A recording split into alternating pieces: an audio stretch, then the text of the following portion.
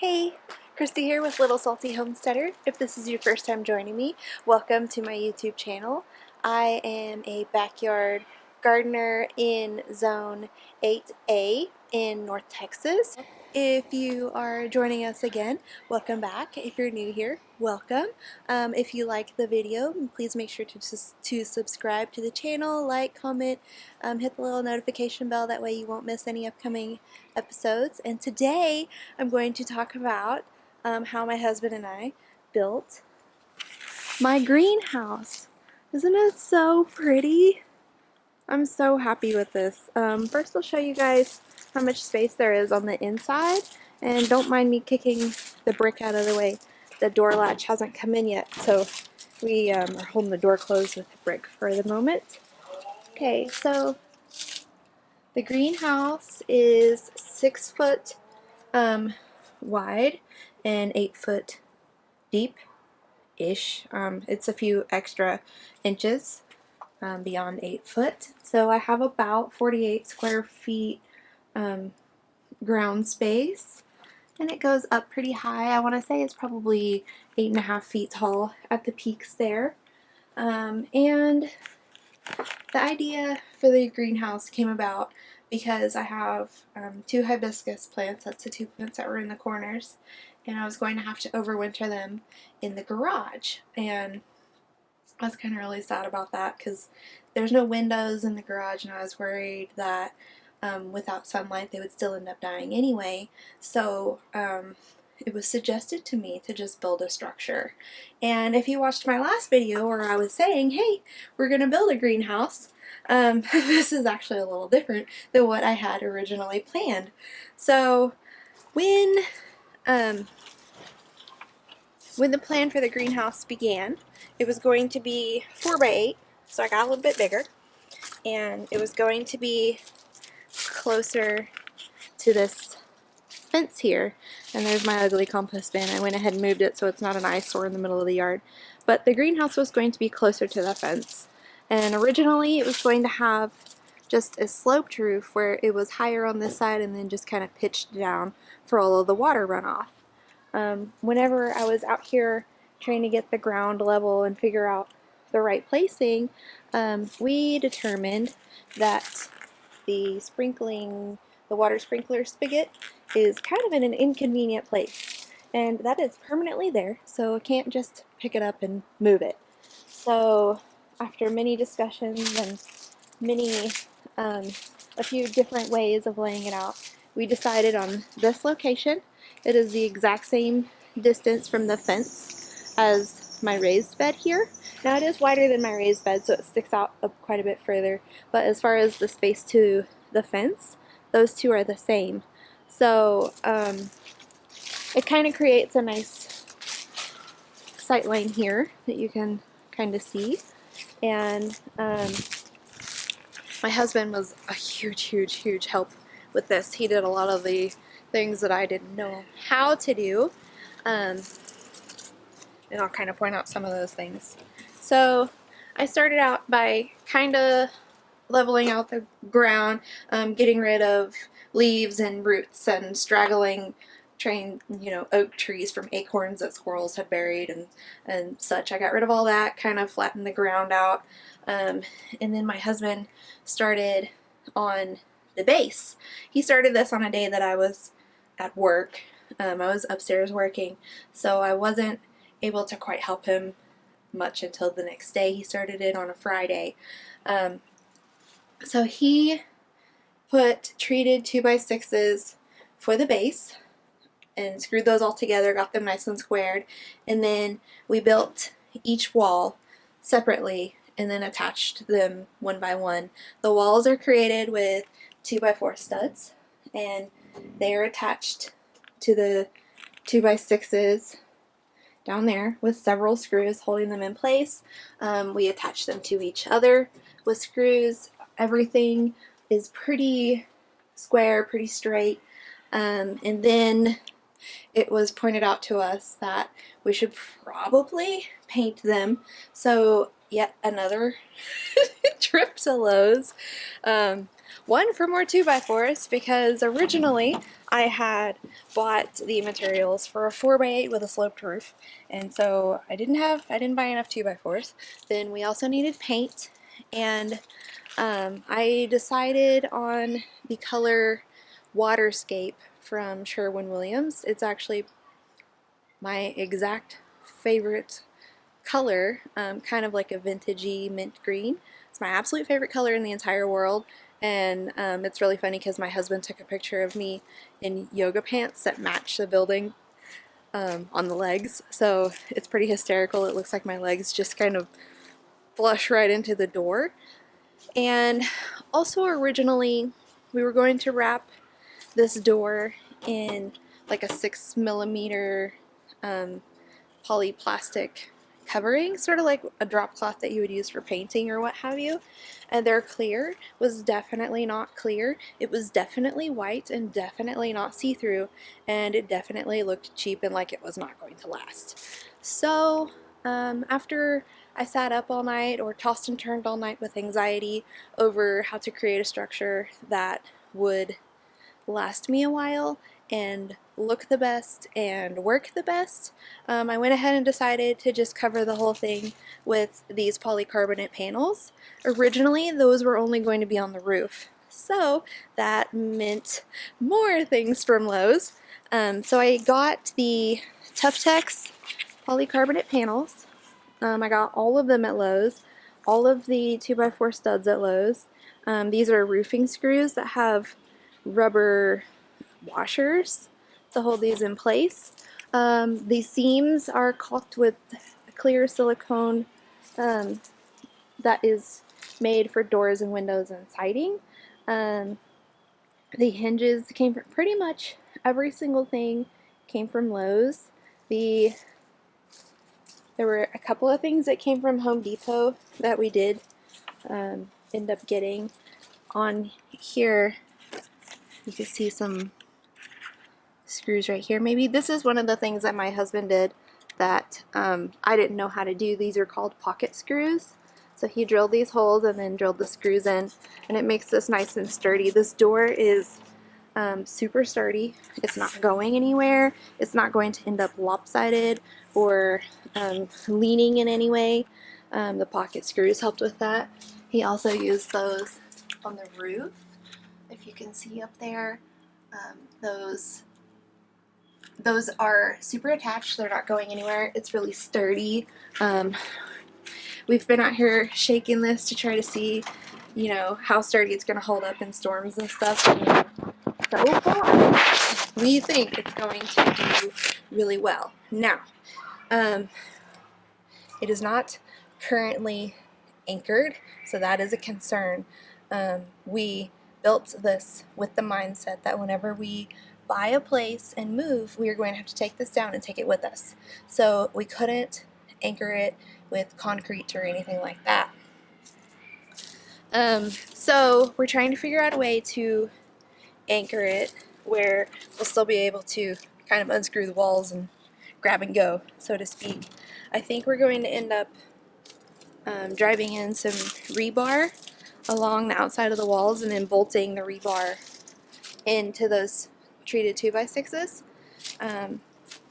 Now for the roof, as you can see, it's slightly peaked. It's not crazy. We didn't want it to be, you know, 10 feet tall where it would be nearly impossible to make any repairs if necessary.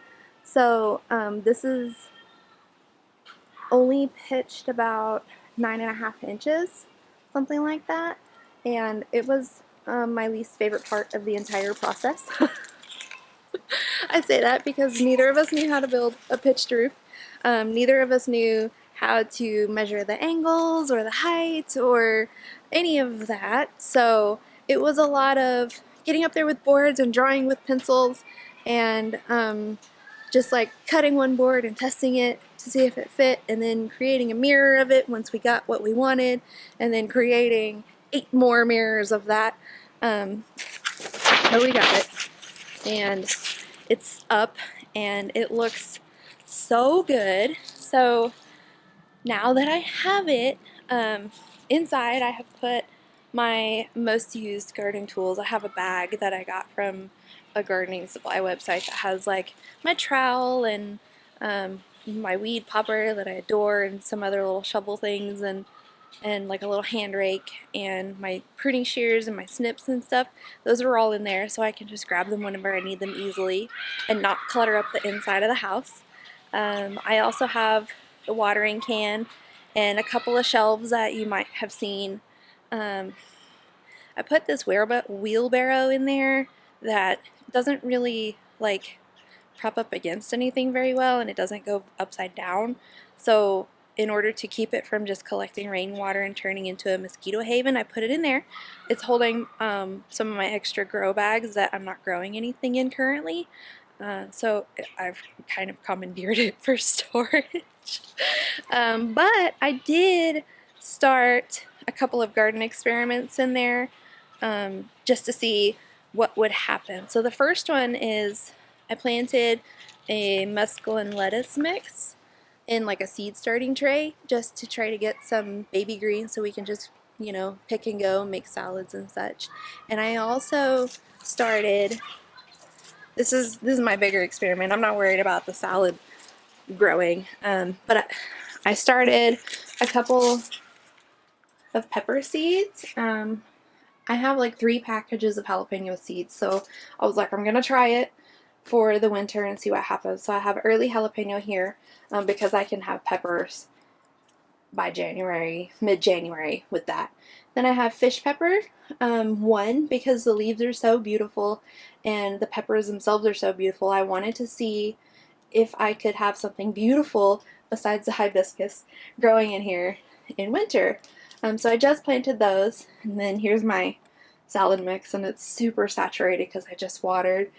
I moved these Camparis in here because it's low to mid 40s at night, and I just wanted to be able to extend their season just a bit more because as you can see, it's still setting fruit. So I just wanted to give it its best chance to be able to complete its life cycle here. And aside from those 2 things growing in there, wow, it gets steamy in there. Aside from those 2 things that I started in there to see what would happen, I moved my soil container back here just so all of my stuff is in one central place and it's not like scattered across the yard and creating a big cluttery mess everywhere we go. Both of my compost bins are back here. It's a little more inconvenient to come dump the kitchen bucket, but like I said earlier in the video, it's no longer an eyesore in the middle of the yard. So I'm happy with that. And I went ahead and set up all of the plants on cinder blocks that were already on cinder blocks before. And then of course I have my 5-gallon bucket plants going on here, my purple cabbages and such. And today I went ahead and planted some more radishes. We're just about the perfect temperature for radish growing. And these 2 I got from my friends Brett and Kaliki at Desert Dwelling. I'll link their channel below so you can go check them out. They sent me these seeds. These are like a Chinese fruit radish, and then these are an Indian purple radish, and even though my husband is half Indian, I'm not going to even pretend to know how to pronounce that. So we'll just leave it at Indian purple radish. So most of my plants that will be growing through the fall and the winter are over here, and they're ready, they're set up, and it looks so beautiful, and I'm so happy. And I came out here earlier today and I just picked a pepper off and marveled at my greenhouse, and I wish that I could put into words how excited I am about this, how just magical I feel right now. In January I'm going to be starting tomato seeds, more pepper seeds for sure. All of my spring crops that are going to come, you know, grow throughout the summer and provide food for my family, I'm going to start them in that greenhouse right there. And it's just such a wonderful feeling knowing that I'm not going to be crowding the dining room, in the kitchen, inside, with seeds, and trying to remember to water them, and just knowing that I have a set space for these things. Now I do still need to build a potting table, and I think I'm gonna put it on the right hand side going all the way down, and yes, that means I'll have to move some shelves and things around, but that's definitely gonna give me space for all of the seeds that I want to start. Yeah, I'm just so excited. I'm so grateful that I was given this wonderful suggestion and the go-ahead to do such a beautiful building that's mine. I have my own she shed and I grow plants in it, and it's awesome.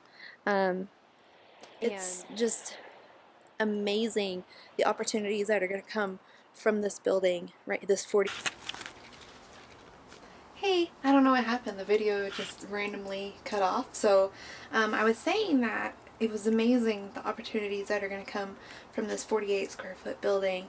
I'm going to be able to grow so much food for my family, get it started in here, move it out, and then be able to harvest all those things and make salsa and canned peppers, and just so many wonderful things are going to come from this one building, and I'm just so thankful for the people that helped make this happen, and my husband, who helped me build this and helped me paint this and helped me put the roof on and build the roof, and just is so supportive of every crazy thing that I want to do. And surprisingly, out of the both of us, we only ended up with one boo-boo, and I got it I got it on Sunday, the last day that we were building this. I was attaching one of these side panels out here, and found a knot in the wood, and it caused the drill to like jump out and go down into my finger with the screw still attached. So that was tons of fun, let me tell you. But it's not that bad. I didn't need stitches or anything, just a quick little band-aid. It looks pretty good. I kind of broke the scab, so I had to put another band-aid on it today. It's in kind of an inconvenient place for not bumping it on things.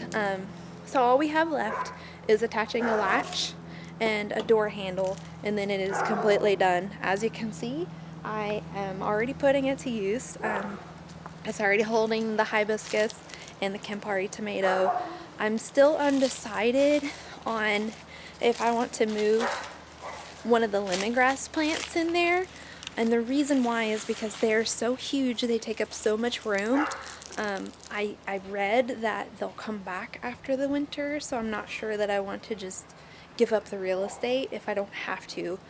I might still move in my lavender, my lemon thyme, and my sage, just to make sure they're protected on the coldest nights, all three of them that we have in the winter. But that's still kind of undecided too. Sort of everything is dependent upon me getting that potting table built so that I have space to just put the things in there that I need and start the seeds that I need to start. But yeah, thank you guys so much for joining me today as I walk you through how we built our greenhouse. And thank you so much for watching all my other videos. And if you feel like sticking around, like I said early on, please hit the like, subscribe, comment, all of that stuff. Hit the notification bell, that way you don't miss anything in the future. And I will see you guys next time.